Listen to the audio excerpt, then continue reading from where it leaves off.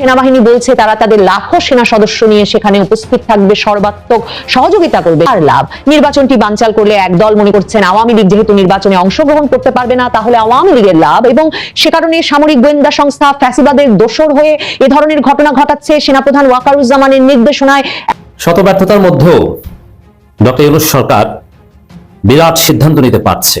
আমরা এই ক্ষেত্রে সরকারের পাশে আছি। ওসমান হাদির হত্যাকারীদের বিষয়ে সরকার মুখ খুলতে ভয় পাচ্ছে, কারণ সরকার সংশ্লিষ্ট এমন কেউ জড়িত যাদের বিরুদ্ধে পদক্ষেপ নেওয়াটা এখন সরকারের জন্য অত্যন্ত কঠিন। শেখ হাসিনার দেশে ফেরা নিয়ে যাদের মনে অনেক বেশি প্রশ্ন ছিল, এবং অনেকেই আমাকে বারবার বলতেন যে ভাইয়া ভিডিও করেন, শেখ হাসিনা এখনো দেশে ফিরে আসছে না কেন, কখন দেশে ফিরে আসবে। শেখ হাসিনা নিজেই তার দেশে ফেরা নিয়ে যে বক্তব্য আছে তিনি দিয়েছেন 22 ডিসেম্বর, এবং সেটা আজকের কণ্ঠে পত্রিকায় প্রকাশিত হয়েছে। তিনি ক্লিয়ারলি বলেছেন, বেঁচে আছি যখন দেশে ফিরবো। এবার হাতির ঝড়ে রীতিমতো টালমাটাল হয়ে পড়েছে মোদির গতি। একজন স্বৈরাচারী আর খুনিকে ভিআইপি মর্যাদায় আশ্রয় দেওয়া নিয়ে খোদ ভারতের জনগণই এখন খুঁজছে। মোদির পররাষ্ট্র নীতি নিয়ে প্রশ্ন তুলছে দেশটির বিরোধী দলগুলো। কেন একজন পলাতক হাসিনার জন্য বন্ধুপ্রতিম বাংলাদেশের সঙ্গে সম্পর্কে। আসসালামু আলাইকুম দর্শক শ্রোতা, আশা করছি সবাই ভালো আছেন। আলহামদুলিল্লাহ আমিও ভালো আছি। দর্শক শ্রোতা, আপনারা তো সবাই জানেন বিএনপি নেত্রী বেগম খালেদা জিয়াকে কিন্তু লন্ডনে নেওয়া হচ্ছে চিকিৎসার জন্য। দর্শক, আরো কেউ কেউ কিন্তু জানেন তিনি মারা গিয়েছে। তাহলে কি আসল সত্যটা দর্শক শ্রোতা? আপনার সম্পূর্ণ ভিডিওটা দেখলেই বুঝতে পারবেন, তাই ভিডিওটি কোনো না টেনে শেষ পর্যন্ত ধৈর্য সহকারে দেখে যাবেন, তাহলে মূলত ভিডিওর আসল রহস্যগুলো বুঝতে পারবেন এবং জানতে পারবেন। তো চলেন আপনাদেরকে এক এক করে সবটা ভিডিও বিস্তারিত দেখায়। সেনাবাহিনী বলছে তারা তাদের লাখো সেনা সদস্য নিয়ে সেখানে উপস্থিত থাকবে, সর্বাত্মক সহযোগিতা করবে নির্বাচন পরিচালনায়। কিন্তু তার মানেই এই নয় যে তারা সকল ধরনের মব, ভাঙাভাঙি, পোড়াপুরি এবং হত্যাকাণ্ডের ঘটনা, এমনকি দীপুচন্দ্র দাসের ঘটনাটির কথা ভাবুন। ঘন্টার পর ঘন্টা ধরে ওই ঘটনা কিন্তু চলতে পারলো, কিন্তু কোনো সেনাবাহিনীর দল কিন্তু সেখানে গিয়ে ময়মনসিংহের ভালুকায় সংখ্যালঘু পরিবারের এই সদস্যটিকে, দীপুচন্দ্র দাস, যাকে তার গার্মেন্টসের সহকর্মীরা নাকি মবের হাতে তুলে দিয়ে পেটালো, পিটিয়ে গাছে ঝোলালো, পুড়িয়ে মারলো, তাদেরকে রক্ষা করতেও কিন্তু সেনাবাহিনী যায়নি। তার মানে সেনাবাহিনী নিজেকে ভরসা স্থল হিসেবে তফসিল ঘোষণার পরেও উপস্থাপন করতে চায় না। 2024-এর 5ই আগস্টের পর থেকেই সেনাপ্রধান ওয়াকারুজ্জামানকে নিয়ে কৌতূহলের শেষ নাই। কারণ 5ই আগস্ট জাতির উদ্দেশ্যে ভাষণ দিয়ে সেনাপ্রধান জানমালের নিরাপত্তার দায়িত্ব তিনি নিয়েছেন এমন ঘোষণা দিলেও কোনো দুর্জনেও বলতে পারবে না যে সেনাপ্রধান জনগণের জানমাল রক্ষায় তৎপর থেকেছেন 5ই আগস্টের পর থেকে। 5ই আগস্টের আগে 3রা আগস্টেই এটা জানা হয়ে গিয়েছিল যে সেনাপ্রধান ওয়াকারুজ্জামানের নেতৃত্বে সেনাবাহিনী সিদ্ধান্ত নিয়েছে যে তারা শেখ হাসিনা সরকারের নির্দেশনা অনুযায়ী ছাত্র জনতার আন্দোলন আর দমন করবে না। কাজেই এই ধারণার ভিত্তিতে যখন সেনাপ্রধান 5ই আগস্ট ঘোষণা দিলেন যে তিনি জানমালের নিরাপত্তার দায়িত্ব নিচ্ছেন, সকলকে শান্ত থাকতে হবে এবং তিনি অন্তর্বর্তীকালীন সরকার গঠন করে দিচ্ছেন, তখন প্রত্যাশাটা ছিল যে এই অন্তর্বর্তীকালীন সরকার আসলে প্রতিশ্রুত নিরাপত্তা দিতে পারে কিনা, নির্বাচনের পথে হাঁটতে পারে কিনা, এই বিষয়গুলোতে যেমন সেনাপ্রধান একটা দেখভাল করবেন বা তিনি মতামত রাখবেন। সবচেয়ে বড় কথা, দেশের আইন শৃঙ্খলা পরিস্থিতি বজায় রাখতে নিশ্চয়ই সেনাবাহিনী, সশস্ত্র বাহিনী, সেনাপ্রধান ওয়াকারুজ্জামান গুরুত্বপূর্ণ ভূমিকা রাখবেন। তবে 5ই আগস্টের পর থেকে এই 15 মাসে কোনো দুর্জনেও বলতে পারবে না যে সেনাবাহিনী বা সেনাপ্রধান সেক্ষেত্রে কোনো তৎপরতা দেখিয়েছেন। সাম্প্রতিক যে ঘটনা প্রবাহ বাংলাদেশের নিরাপত্তা পরিস্থিতিকে অত্যন্ত উদ্বেগজনক করে তুলেছে, সেই ঘটনা প্রবাহের সঙ্গে সেনাবাহিনীর সংশ্লিষ্টতা, সেনাবাহিনী কি করছিল, সেনা গোয়েন্দা সংস্থা কি ভূমিকা পালন করছিল, এবং এ ধরনের কোনো ভূমিকা ছাড়া এসব ঘটনা ঘটে যেতে পারে কিনা, সেসব আলাপ এখন সামাজিক যোগাযোগ মাধ্যমে একটা বড় ধরনের জায়গা পাচ্ছে। তার কারণ হচ্ছে যে যারা আকেলমন্দ মানুষ, যারা পর্যবেক্ষণ করেন, যারা বিবেচনা করেন, তাদের সন্দেহগুলো হওয়া খুব স্বাভাবিক হয়ে উঠেছে। নির্বাচনের তফসিল ঘোষণা, মানে বহু প্রতীক্ষিত তফসিল ঘোষণার 24 ঘন্টা পার হওয়ার আগেই ওসমান হাদি নির্বাচনের একজন প্রার্থী, তরুণ নেতা, যিনি জুলাই আগস্ট আন্দোলনের সম্মুখ সারিতে ছিলেন বলে তার অনেক সহযাত্রী বলেন, এবং যিনি কিনা আগস্টের পর পরিচিত হয়ে উঠেছিলেন ফ্যাসিবাদ বিরোধী এক রকমের অবস্থান নিয়ে ভারতের আধিপত্যবাদের বিরুদ্ধে নানা রকম কড়া বক্তব্য, অনেক ক্ষেত্রেই অশ্লীল বক্তব্য প্রদান করে এক রকমের পরিচিতি পেয়ে উঠেছিলেন এই ওসমান হাদি। সেই ওসমান হাদি গুলিবিদ্ধ হলেন, এবং তিনি গুলিবিদ্ধ হলেন কিনা এমন একজন ব্যক্তি দ্বারা, যেই ব্যক্তি আওয়ামী লীগের ছাত্র সংগঠন, মানে ছাত্রলীগের একজন নেতৃত্ব পর্যায়ের কর্মী ছিলেন। তিনি নাকি অস্ত্র মামলায় নভেম্বর মাসে গ্রেফতার হয়েছিলেন, কিন্তু তিনি জামিনে ছাড়া পেয়ে গেছিলেন, এবং তিনি ওসমান হাদির সঙ্গে একেবারে ঘনিষ্ঠভাবে ডিসেম্বরের শুরু থেকে মেশা শুরু করেছিলেন তার নির্বাচনী কার্যক্রমের সঙ্গে সংশ্লিষ্ট হওয়ার সূত্রে।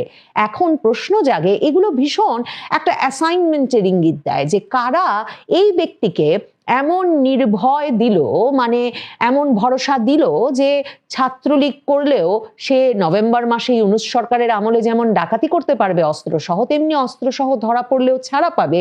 আবার এই ব্যক্তিকে কে এই ভরসা দিল যে সে যদি ওসমান হাদির সঙ্গে ঘনিষ্ঠভাবে মিশে তার বিশ্বাসভাজন হয়ে তাকে হত্যা প্রচেষ্টা চালাতে পারে বা তাকে হত্যা করতে পারে, তাহলে তাকে এক রকমের নিরাপদে পার করে দেওয়া হবে, হয় সীমান্ত দিয়ে, আর না হলে বাংলাদেশে থাকলেও তাকে কেউ ধরতে পারবে না।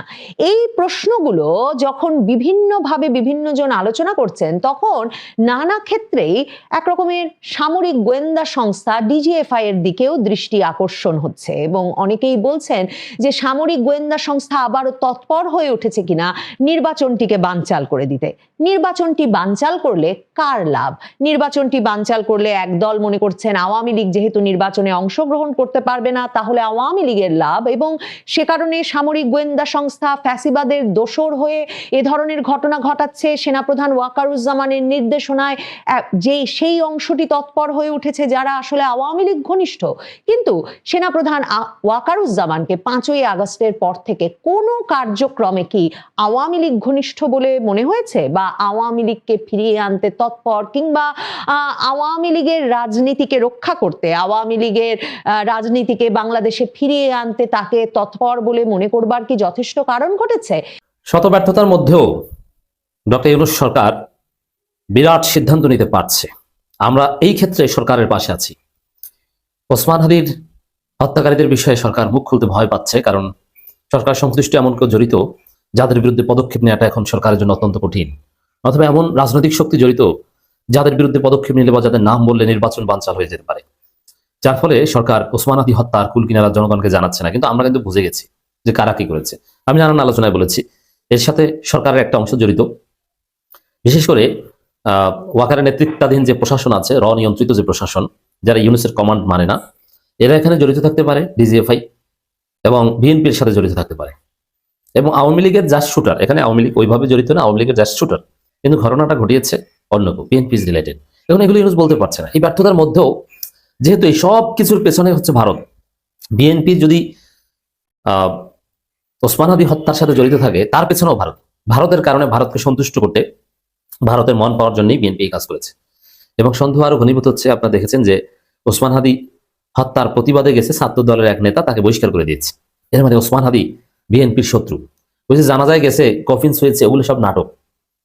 বিএনপির প্রচন্ড ক্ষোভ যে ওসমান হাদি পারলে ওকে মরার পর মারত যদি সুযোগ পেত। এবং ভিতরে বিএনপির ইন্টারনাল মিটিং গুলোতে অথবা বিএনপির পান্ডারা তাদের স্ত্রীদের কাছে, গার্লফ্রেন্ডের কাছে ক্ষোভ দেখায় যে ওরে যদি পারতাম আবার মারতাম, কারণ ওর কারণে বিএনপির আজকে আরো করুণ পরিণতি হয়েছে।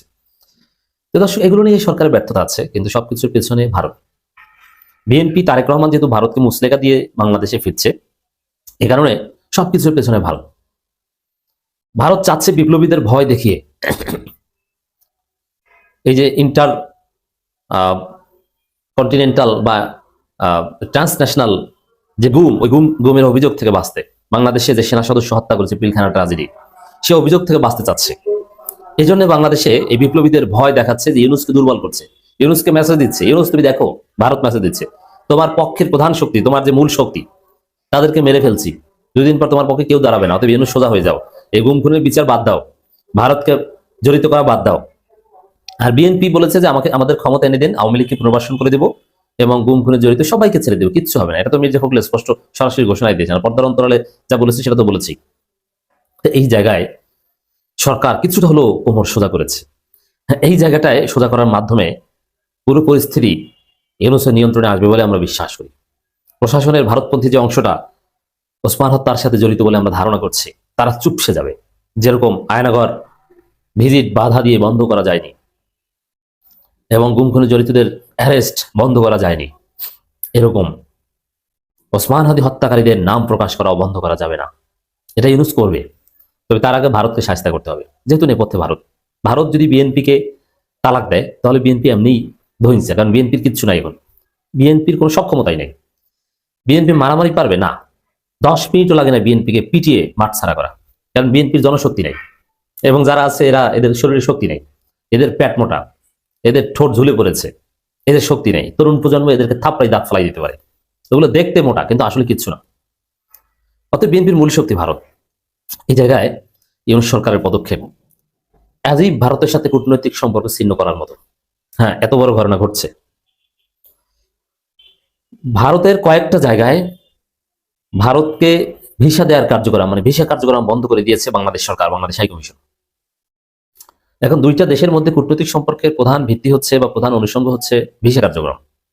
ব্যবসা বাণিজ্য ওটা তো পরে, ব্যবসা বাণিজ্য করতে হলে না আপনাকে ভিসা লাগবে, ভিসা ছাড়া কূটনৈতিক সম্পর্ক হয় না। কূটনৈতিক সম্পর্কের প্রধান হচ্ছে, ব্যবসায়িক সম্পর্কের আগের শর্ত হচ্ছে ভিসা। কয়েক জায়গায় ভিসা কার্যক্রম বন্ধ করে দিয়েছে বাংলাদেশ সরকার। হ্যাঁ, ভারতও বন্ধ করে দিয়েছে, বাংলাদেশও বন্ধ করে দিয়েছে পাল্টা। এর মানে বাংলাদেশ ব্যবস্থা নিচ্ছে, কূটনৈতিক সম্পর্ক ছিন্নের মতো ইঙ্গিত দিচ্ছে এবং বাংলাদেশ সরকার স্পষ্ট করে বলেছে যে প্রয়োজনে আমরা হাই কমিশনের কার্যক্রম সীমিত করে ফেলবো। এই পদক্ষেপ নিতে পারছে। মানে সাদিক ক্যামেরা যে আলটিমেটাম দিয়েছিল হাসিনাকে, আসাদুজ্জামান কামালকে ফেরত না দিলে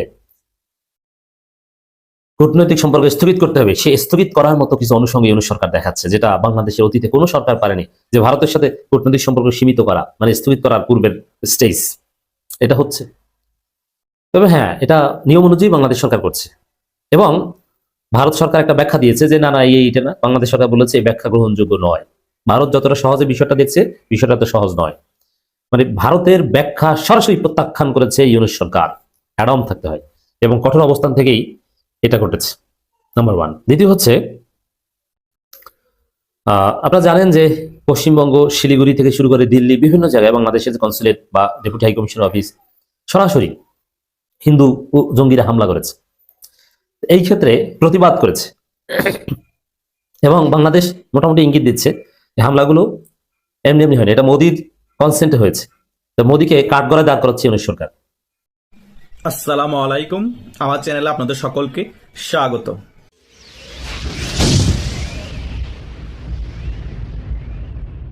শেখ হাসিনার দেশে ফেরা নিয়ে যাদের মনে অনেক বেশি প্রশ্ন ছিল এবং অনেকেই আমাকে বারবার বলতেন যে ভাইয়া ভিডিও করেন, শেখ হাসিনা এখনো দেশে ফিরে আসছে না কেন, কখন দেশে ফিরে আসবে।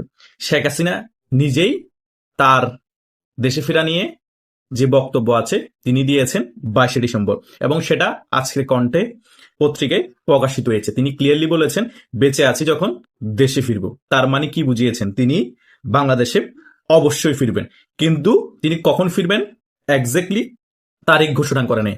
শুধু তাই নয়, শেখ হাসিনা বাংলাদেশ আওয়ামী লীগের নেতৃত্বেরও পরিবর্তন করবেন তিনি ক্লিয়ারলি বলেছেন। তিনি বলেছেন শুধু ঢাকার অভিজাত মহলের থেকেই নেতাকর্মী তৈরি করবেন না, গ্রামের তৃণমূলের সকল ধরনের লোকদের মতামত শুনেই তিনি নেতৃত্ব। তো প্রিয় দর্শক শ্রোতা, আপনারা তো ভিডিও দেখতে ভিডিও শেষ পর যখন চলে আসেন, অবশ্যই আপনাদের মতামত কমেন্ট বক্সে জানাতে ভুলবেন না। আর নতুন আপডেট ভিডিও পেতে অবশ্যই আমাদের চ্যানেল সাবস্ক্রাইব করে দিন। আপনাদের সাথে আবারও দেখা হচ্ছে পরবর্তী